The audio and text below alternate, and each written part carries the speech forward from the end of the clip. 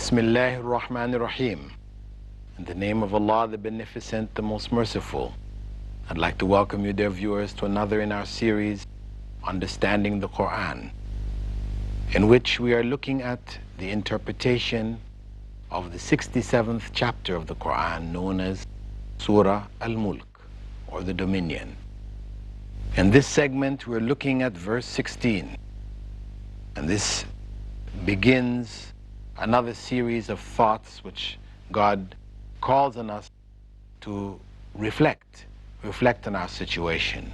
After looking in the previous verse, in verse 15, on the fact that Allah subdued the earth for us, that we may utilize it for our own benefit, and He told us to travel in it to see how He has created things, to reflect on Him, and at the same time that we should travel in it to see the ends of those who went astray before us. And in this verse, Allah looks at another issue about the earth and the heavens, which He called us to look at and to reflect upon. Allah says in it, Bismillahir Rahmanir Rahim. أأمنتم من في السماء أن يخسف بكم الأرض فإذا هي تمور. Do you feel secure that He who is over the heaven will not cause the earth to sink with you? See how it suddenly shakes. So the land which Allah has subdued for us, He has given us a means to establish roads throughout it, land above the water, land below the water, which we've made tunnels to travel underwater, undersea. Allah has submitted it all to us, and we should give thanks to Him. But people tend to forget, be caught up in their own lives. So Allah warns us, are you certain that you are safe on this land that you feel so secure in? And He brings this to our minds by causing it to shake. In different places, the shakes may be very tremors, very light. Some places it may be very severe, as in the case of Turkey, where thousands, tens of thousands of people lost their lives. And in Japan before that, and in America before that. In different parts of the world it is happening, very severe, and people are losing their life. Are we certain about the earth? It's Allah's will if anything comes. Do we deserve to be safe? Are we living lives which Allah would be pleased with and thereby give us real security? This is the question. There's another point that is in this verse which we need to reflect on, and that is that Allah refers to Himself as Man fis sama, He who is over the heavens.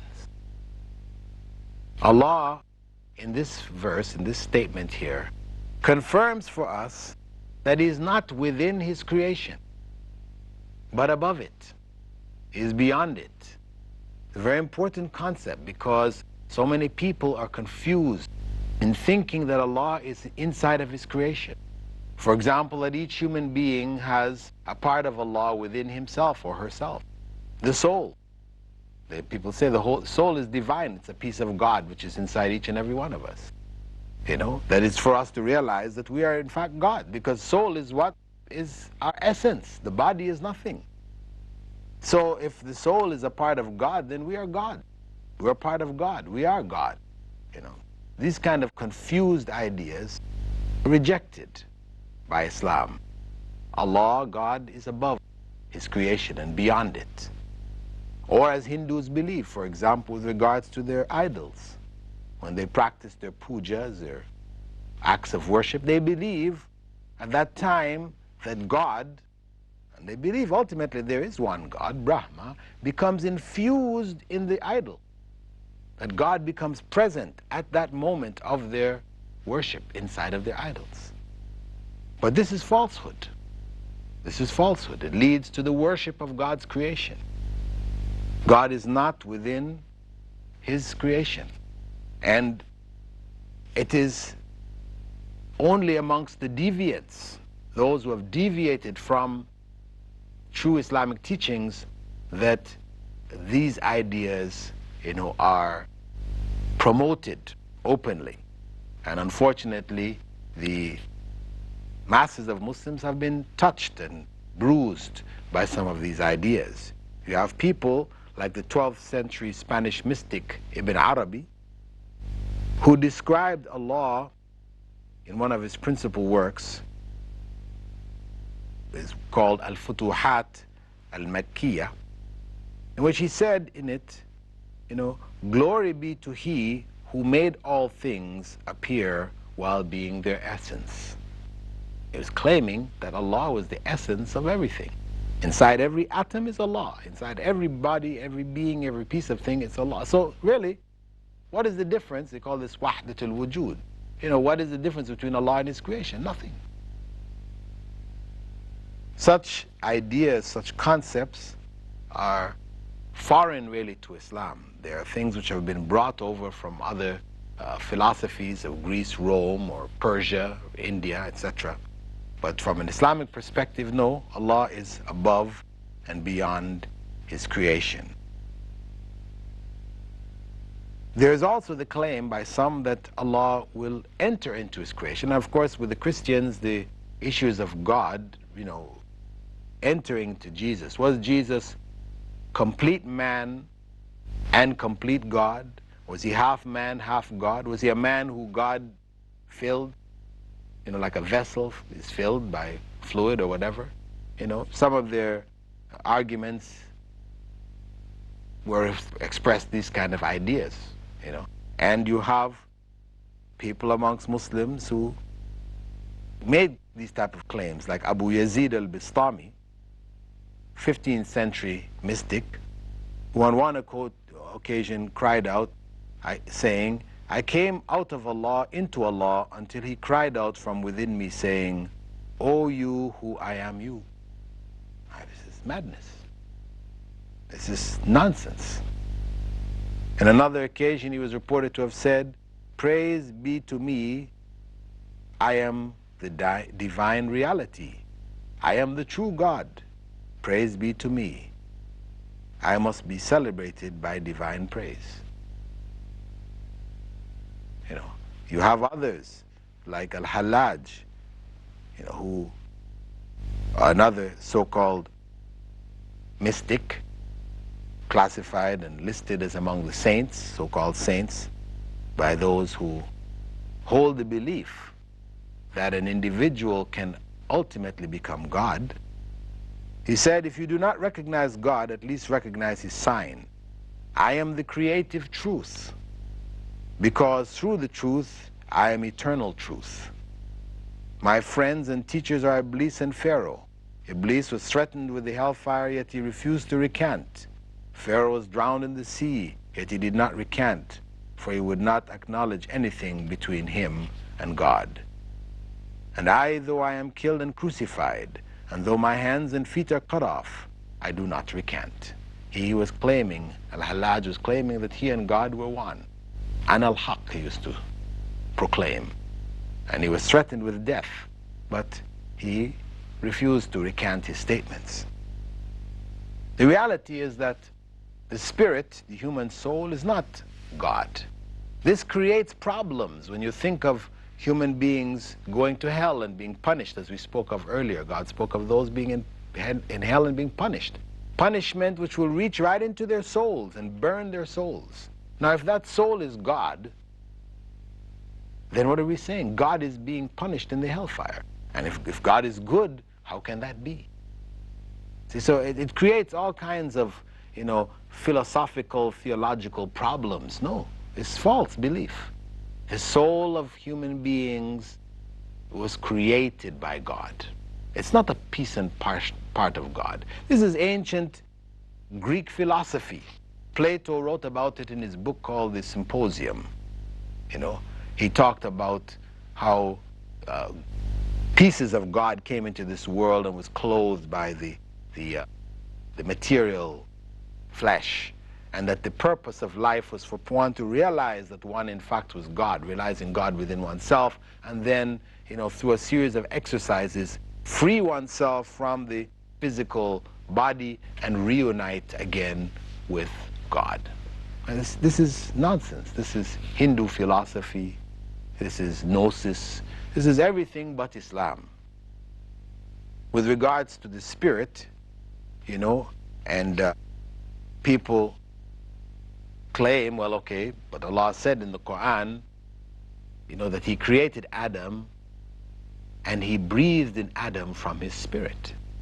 But at the same time, Allah referred to Angel Gabriel as our spirit, who came to Mary and appeared in the form of a man. So when Allah used the term as His spirit, our spirit, this type of thing, it's not referring to literally a piece of Himself, no. But among the angels, Angel Gabriel is of the highest, so He referred to him as our spirit.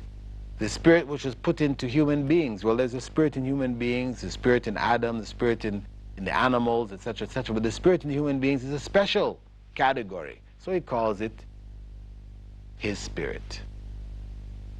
It is created. When the Prophet Muhammad was asked about the spirit, and he asked Allah, and Allah said in the Qur'an, قُلِ الرُّوحِ مِنْ أَمْرِ رَبِّي يَسْأَلُونَكَ عَنِ الرُّوحِ. He started off by saying, Allah started off by saying, they're asking you about the spirit. Tell them that the spirit is by your Lord's command, which He explains elsewhere in the Qur'an, saying that Allah's command is be, and it is. إِنَّمَا أَمْرُهُ إِذَا أَرَادَ شَيْئًا أَن يَقُولَ لَهُ قُلْ كُن فَيَكُونُ. That this is His command. He says be, and it is.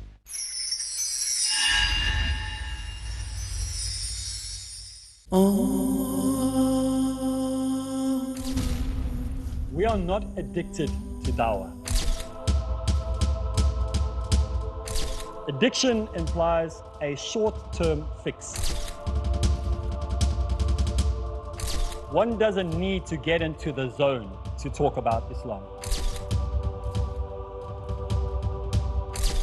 You do dawah because it is a natural result of your commitment to Allah. If you don't talk, people are going to walk.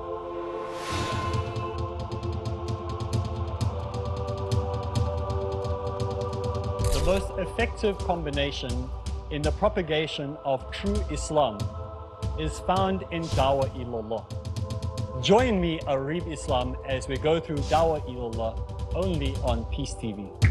Follow the tips to make the task of Dawah result-oriented in Dawah Ilallah every Sunday, Tuesday and Thursday at 10:30 p.m. Saudi Arabia and 11:30 p.m. UAE on Peace TV.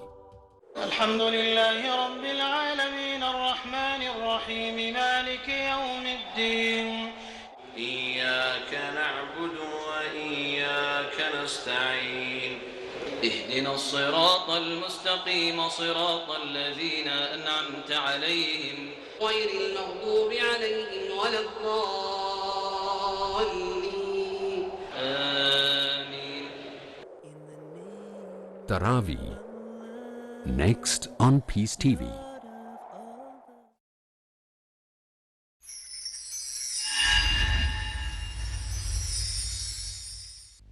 With regards to the spirit, and people claim, well, okay, but Allah said in the Qur'an, that He created Adam and He breathed in Adam from His spirit. But at the same time, Allah referred to Angel Gabriel as our spirit, who came to Mary and appeared in the form of a man. So when Allah used the term as His spirit, our spirit, this type of thing, it's not referring to literally a piece of Himself, no. But among the angels, Angel Gabriel is of the highest, so you refer to him as our spirit. The spirit which was put into human beings. Well, there's a spirit in human beings, the spirit in Adam, the spirit in the animals, etc., etc. But the spirit in human beings is a special category. So he calls it his spirit. It is created. When the Prophet Muhammad was asked about the spirit, and he asked Allah, and Allah said in the Qur'an, قُلِ الرُّوحِ مِنْ أَمْرِ رَبِّي يَسْأَلُونَكَ عَنِ الرُّوحِ. He started off by saying, Allah started off by saying, they're asking you about the spirit. Tell them that the spirit is by your Lord's command, which he explains elsewhere in the Qur'an, saying that Allah's command is be, and it is. إِنَّمَا أَمْرُهُ إِذَا أَرَادَ شَيْئًا أَن يَقُولَ لَهُ قُلْ كُن فَيَكُونُ. That this is his command. He says be, and it is. So the spirit is created, and it does good or does evil. It has a choice. It is a part of the human being. It's a part of the creation. It is not the creator. The creator is not a spirit. We don't consider God to be a spirit. He's not described himself as such. The spirits are created things. And there is sufficient evidence, from the Qur'an. We looked at this verse. There are many other verses. You can find, for example, the verse in which, in chapter 70, verse 4, the angels and the spirit Gabriel go up to him in a day whose value is 50,000 years. And Prophet Jesus, when he's saved from execution and raised up to God, in the 3rd chapter, verse 55, it said, indeed, I put you to sleep and I will take you up to me. Right? And Prophet ﷺ was reported to have said, if you ask Allah for paradise, ask for Al-Firdaus, for it is the highest part above which there is only the throne of the most gracious. All of this, points towards Allah being above and beyond his creation. In fact, Zainab, one of the wives of the Prophet ﷺ, Zainab bint Jahsh, she used to boast amongst the other wives of the Prophet, saying, you were given in marriage to the Prophet ﷺ by your families, while I was married to the Prophet ﷺ by Allah from above the 7 heavens. And of course, there's the very famous hadith found in Sahih Muslim, and that was found in Sahih Bukhari, in which one of the companions had a slave girl who he had left tending his sheep. The companion's name was Muawiyah ibn al-Hakam. And when he came to check on his sheep, he found that there was some missing. When he asked her about it, she said a wolf had come and taken some off. He was very upset, so he slapped her in her face. And on doing so, he immediately realized that he had sinned, because the Prophet ﷺ had forbidden the striking of any animal or anything or anyone in the face. And this is the point, actually, of note that parents need to take a note of, and teachers also, that it is forbidden to strike anyone in the face. Yet, we find in our schools teachers slapping children in their faces. Oh, they may be hit on their behinds or arms or whatever, but we should not strike them in the face.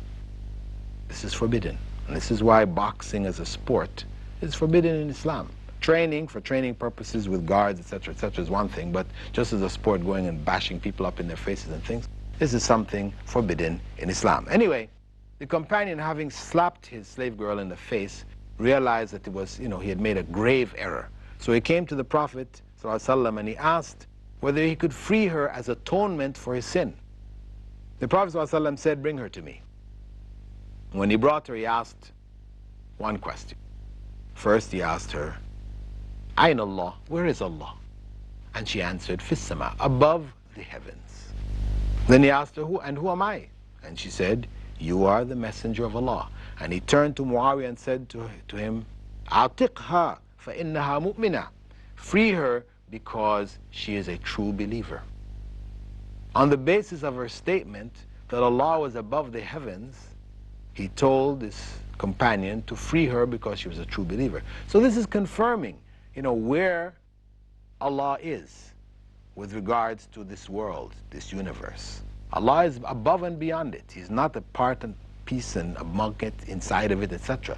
Of course, people have philosophized, and we have whole philosophical schools where claim, yes, Allah is everywhere. لا يخلو منه مكان وهو في كل مكان. That's what they commonly will say. You know, there's no place in which he isn't, and he's everywhere. But this statement goes against a clear hadith. This is a hadith found in Sahih Muslim, you know, of the Prophet Muhammad sallallahu alaihi wasallam, as well as in the Sunan Abi Dawud. Authentic hadith, which clarifies, as this slave girl pointed out, who was freed, became a Muslim, that Allah is above His creation. And that is the end of the argument. You know, people who want to philosophize, etc., etc., then they're, you know, choosing another route. They're not submitting to the Qur'an and to the Sunnah. When Allah tells us He's above His creation, man fis sama, and the Prophet ﷺ has confirmed that Allah is above the heavens, above the creation, then for us to then rely on philosophy because we are into the issue of, can we put Allah in a place and not in a place? No. Above the heavens, He's beyond His creation. How? We don't get into. We're not in a position to describe and to clarify details of how, because somebody can say, well, okay, you know, this world, you know, the earth is round, and if He's above from the South Pole and from the North Pole, it means He must be all around like you know, a shell is around an egg. We don't need to get into that. This is an area outside of our domain. What we know is Allah is above and beyond the creation. And He described the whole world as being like a ring, brass ring thrown into an open desert. A brass ring thrown into an open desert. The desert is beyond it, above it, around it. It is just lost in it. It's nothing, like a speck of sand. It doesn't befit God to be inside and part of His creation. It is enough. He has the power over it. Nothing escapes His knowledge. Nothing escapes His power. He has power over all things. He controls everything. He's aware of everything. He doesn't have to be inside it to know. That's how we are. We have to be inside a room to hear what is going on in that room. We need to be in a particular place to know what is going on there. Though we now have TV cameras and things that can convey information to us, and we feel we have advanced technologically, because now we can see what's going on in other places without being there. But we have a problem with accepting that, yes, Allah can see what's going on in the world, controlling it, without having to be inside the world. To do that, we're making Allah like His creation, when in fact He is above and beyond His creation. And this is why worship of idols is prohibited in Islam. Because if we are to accept that God is inside the creation, then we may as well accept Hindu worship of their idols. Because they're not saying the idols are God, but just that God becomes infused and focused in the idol at the time of their worship. So one cannot say that what they're doing is wrong. But Allah says that it is wrong, that the worship of idols is wrong. It is grave sin, prohibited. These are all signs for us to let us know that Allah is above and beyond His creation. So as He said in this verse 16, again, do you feel secure? Should we feel secure the fact that He has spread out this earth for us, given us the means to manipulate it and use it for our benefit? Should we then forget Him, not thanking Him? We've forgotten, become so caught up in this world, we've forgotten Him altogether and felt a sense of security? No, Allah causes the earth to shake. Earthquakes, people die from earthquakes, thousands die. This is a reminder to those who are living, hey, don't think that this is all that there is. Whatever we have is what God has given us, and we have a duty to use it in a way which is pleasing to God. And if we don't, then don't be secure, because the world can fall away from beneath our feet, as it has done for people in our own time and as it has done for people in the past. Whole species have appeared on the earth and disappeared. We can join them. With that thought, dear viewers, I'd like to thank you for being with us in this segment of our program, Understanding the Qur'an. And I hope that you will continue to follow our interpretation of the verses of Surah Al Mulk, the 67th chapter of the Qur'an, known as the Dominion. Assalamu alaikum wa rahmatullahi wa barakatuh.